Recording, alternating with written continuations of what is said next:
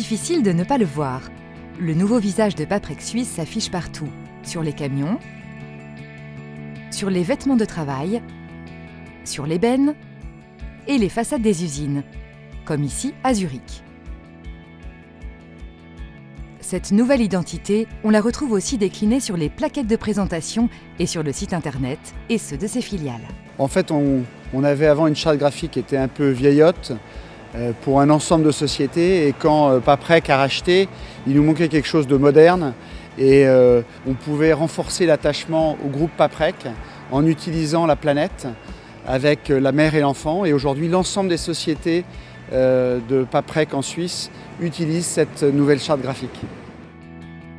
Si Paprec Suisse change de visage, l'entreprise complète le maillage de son territoire et renforce sa présence avec l'acquisition de la société Revag.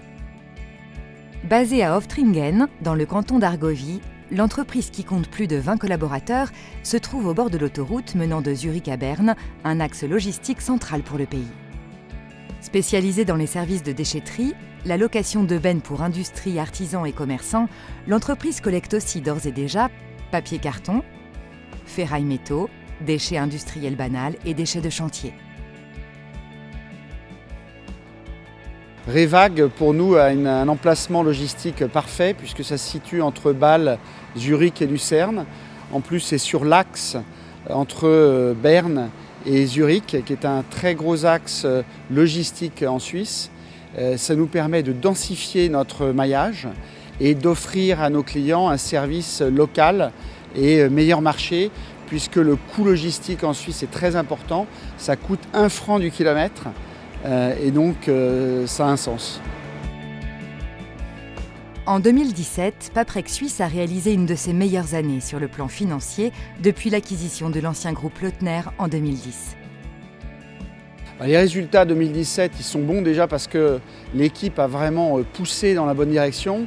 On a engrangé des nouveaux contrats, on a travaillé les marges, on a un mix produit qui est légèrement différent avec une partie destruction confidentielle qui s'est bien développée sur le désarchivage.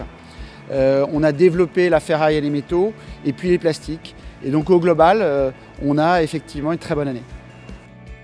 Parmi les autres clés d'explication, l'amélioration sur les exploitations de Bâle, Lucerne et Zurich, grâce à la forte implication de l'équipe, justifie aussi ces bons résultats.